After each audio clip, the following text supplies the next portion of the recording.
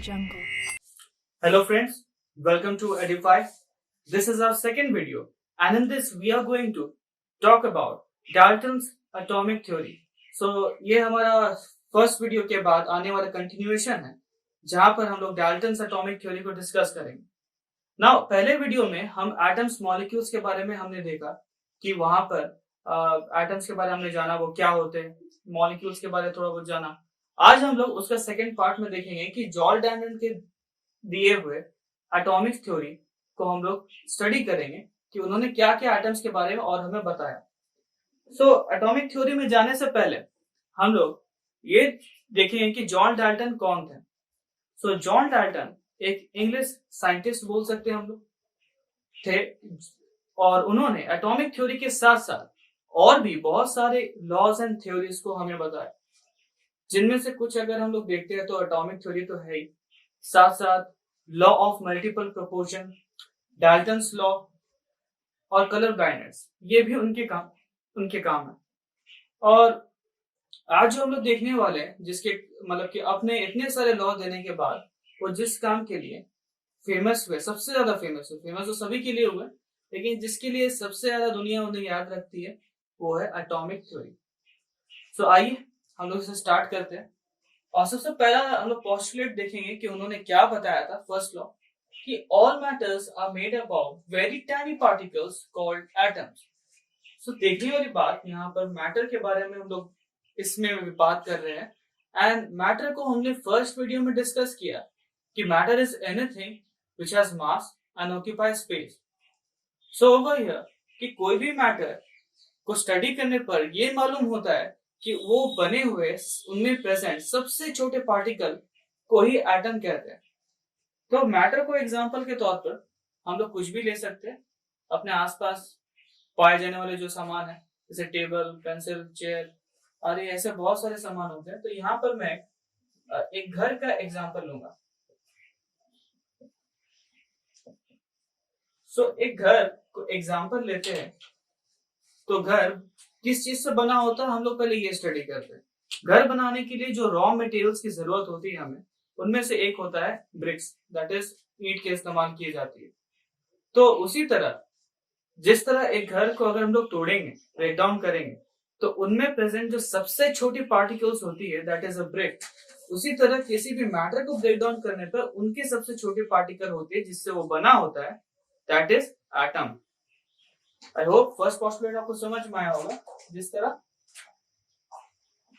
मैं एक डायग्राम बनाता हूं कि घर बना होता है ऐसे ब्रिक्स से, उसी तरह मैटर बना होता है बहुत छोटे छोटे पार्टिकल से जिनको हम लोग एटम कहते हैं. अब सेकेंड पोस्टुलेट में हम लोग आते हैं.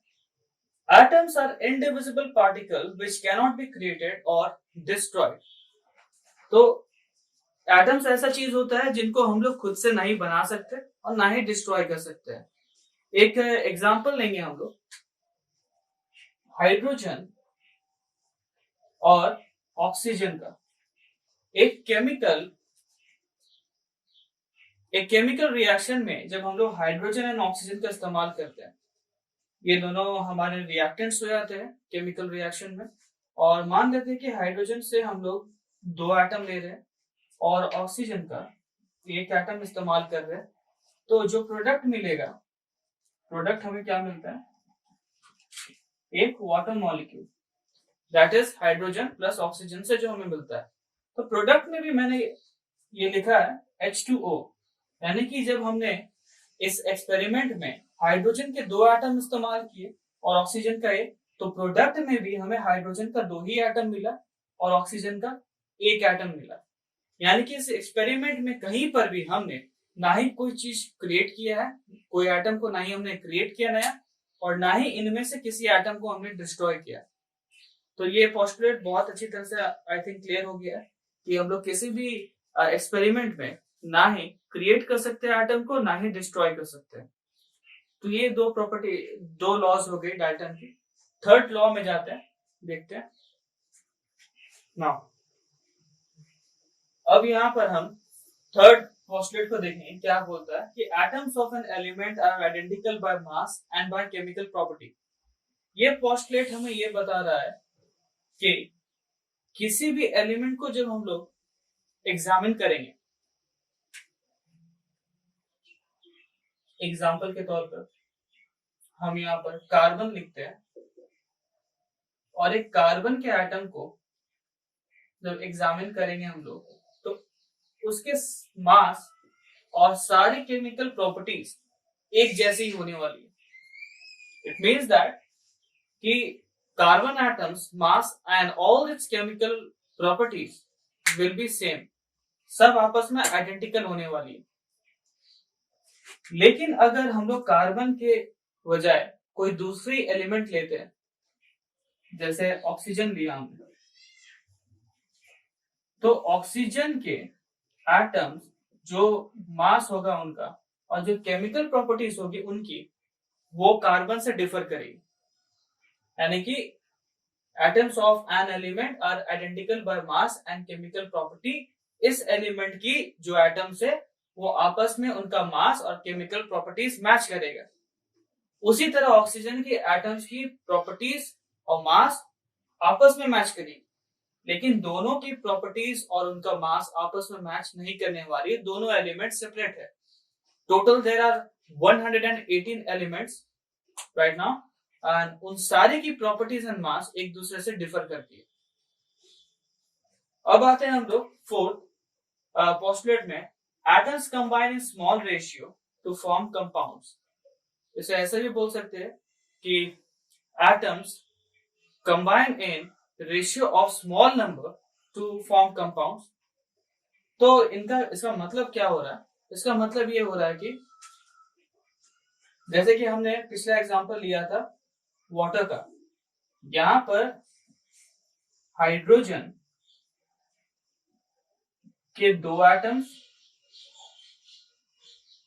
और ऑक्सीजन के एक एटम आपस में जब कंबाइन होते हैं तब जाकर के हमें एक कंपाउंड वाटर मिलता है।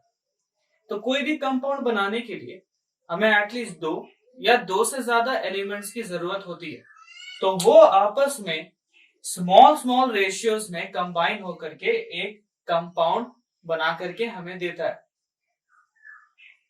नाउ फोर्थ पोस्टुलेट में इतना है। अब लास्ट पोस्टुलेट हम लोग देखेंगे कि वो क्या बता रहा है। नाउ फिफ्थ पोस्टुलेट कि the relative number of and kinds of atom are constant in a given compound। तो किसी भी कंपाउंड को हम लोग जब स्टडी करते हैं तो वहां पर प्रेजेंट उनका जो एलिमेंट्स रहता है वो फिक्स होने वाला है, एंड उनमें प्रेजेंट जो जितने हमें एटम्स की दरकार हुई वो भी सेम रहने वाला है। इसके लिए भी हम लोग एक एग्जांपल कार्बन डाइऑक्साइड के लेते हैं।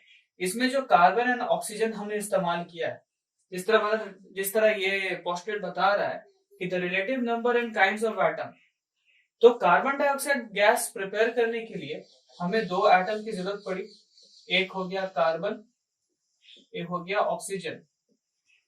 तो ये 2 एलिमेंट जब हम लोग इस्तेमाल करते हैं कार्बन डाइऑक्साइड गैस बनाने के लिए, तो कार्बन का एक एटम एंड ऑक्सीजन का 2 एटम की हमें जरूरत पड़ी। अगर ये रेशियो को हम लोग चेंज करते हैं, मान लेते हैं कि यहां से 2 हटा के हमने CO लिख दिया, ठीक है, कार्बन का भी एक एटम लिया हमने, ऑक्सीजन का भी एक एटम लिया, तो वहां पर जो हमें कंपाउंड मिलती है वो कार्बन डाइऑक्साइड नहीं बल्कि कार्बन मोनोऑक्साइड हो जाएगा।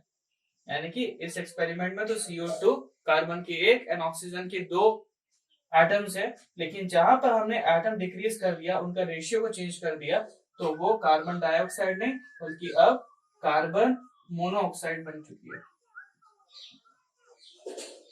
तो इसे ध्यान रखेंगे कि किसी भी कंपाउंड में उनका एटम्स अगर चेंज होता है, वो एलिमेंट्स का एटम एंड उनका जो रेशियो है, उनका जो रिलेटिव नंबर है, अगर वो भी चेंज हो जाता है तो वो कंपाउंड भी वही नहीं रहने वाला है, वो कंपाउंड भी चेंज हो जाएगा, कोई दूसरा कंपाउंड बन जाता है। जिस तरह यहाँ पर कार्बन डाइऑक्साइड से हमने ऑक्सीजन की एक एटम को घटाया, तो वो कार्बन डाइऑक्साइड से शिफ्ट होकर के कार्बन मोनोऑक्साइड बन गई, दूसरी गैस।